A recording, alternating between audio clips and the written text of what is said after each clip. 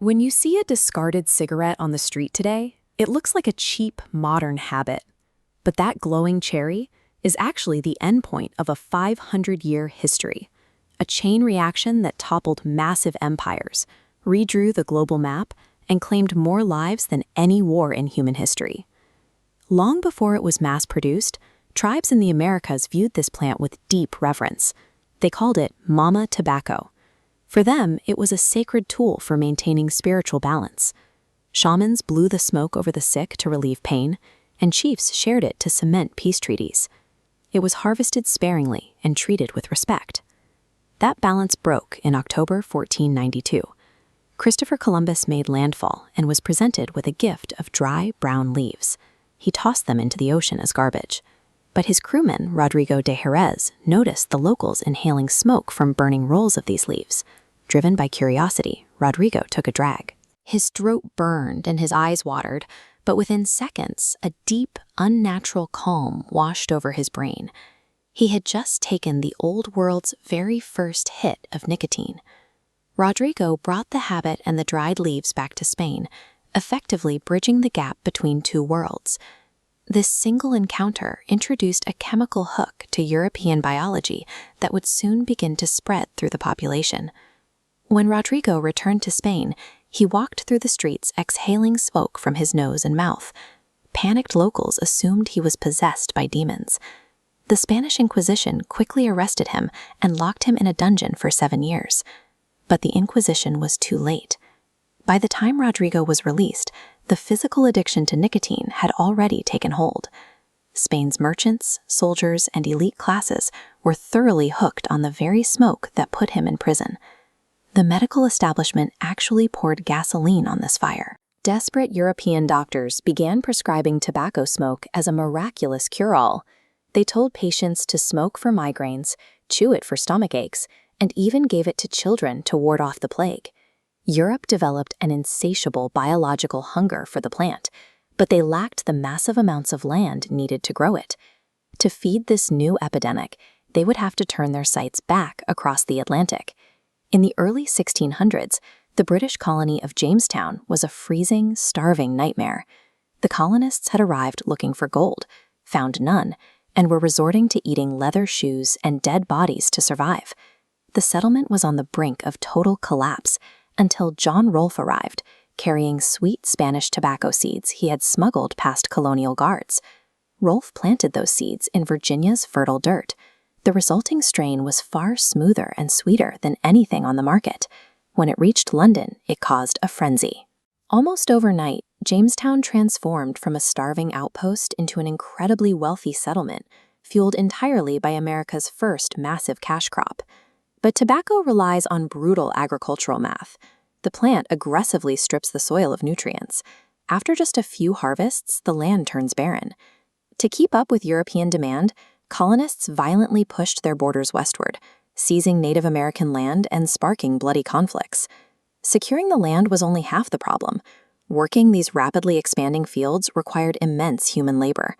In 1619, a Dutch ship arrived in Jamestown. In its hold were 20 enslaved Africans, bound in iron chains. The English colonists bought them in exchange for tobacco. Tobacco provided the economic floor for the New World. This dependency turned the American colonies into a primary driver of human exploitation and the transatlantic slave trade. By the 1880s, the industry faced a logistical bottleneck. A businessman in North Carolina named James Buchanan Duke realized that rolling cigars and cigarettes by hand was far too slow to achieve global dominance. Look at this production data. A skilled worker could hand-roll maybe a few hundred units a day, but a new invention, called the Bonsack machine, could churn out 120,000 cigarettes in a single day. Duke acquired this machine and suddenly had a massive product surplus. Now, Duke's problem wasn't supply, it was creating demand. He practically invented modern marketing, inserting collectible cards of actresses and athletes into packs. He systematically trained the public to associate a lit cigarette with status, respect, and coolness. Then came the ultimate distribution network, World War I. Governments viewed tobacco as so vital to morale that they issued them alongside rations and ammunition. For soldiers living in the trauma and mud of the trenches, cigarettes became a crucial coping mechanism and a profound symbol of camaraderie. When millions of addicted young men brought the habit home, the companies expanded their reach, specifically targeting women. Through Hollywood product placements and marketing campaigns labeling cigarettes as torches of freedom, they linked inhaling smoke to glamour and women's liberation. By the 1930s, industrialization and psychological marketing had successfully hidden a lethal product behind a globally accepted veil of freedom and power. Take a look at this graph tracking mortality in the mid-20th century. Doctors noticed a sudden, violent upward curve in what used to be a very rare disease, lung cancer. Hospital wards were suddenly overflowing with patients suffocating to death.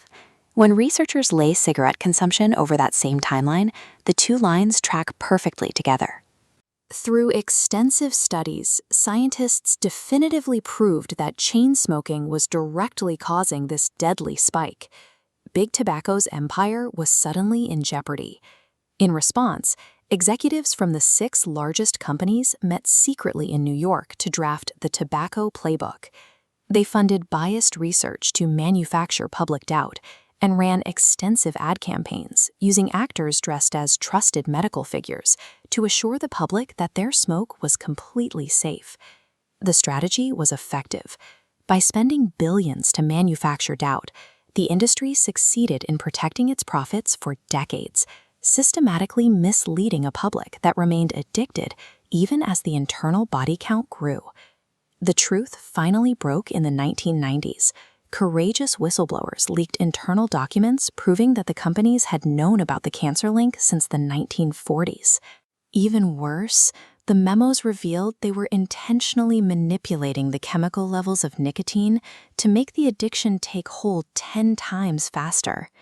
The ensuing legal battle resulted in the 1998 master settlement. The companies were forced to pay out hundreds of billions of dollars.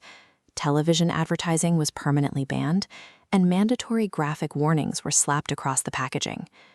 But the industry didn't die, it just relocated. Facing strict laws in the West, they aimed their crosshairs at developing nations with enormous populations and looser regulations. And to capture the youth, they rebranded, packaging their addictive chemicals inside sleek, colorful e-cigarettes that taste like strawberries and bubblegum. Every puff of smoke today is the continuation of a 500-year-old cycle. From Columbus tossing the sacred leaf, to the starving fields of Jamestown, to modern vapes, human vulnerability has been systematically harvested for corporate greed.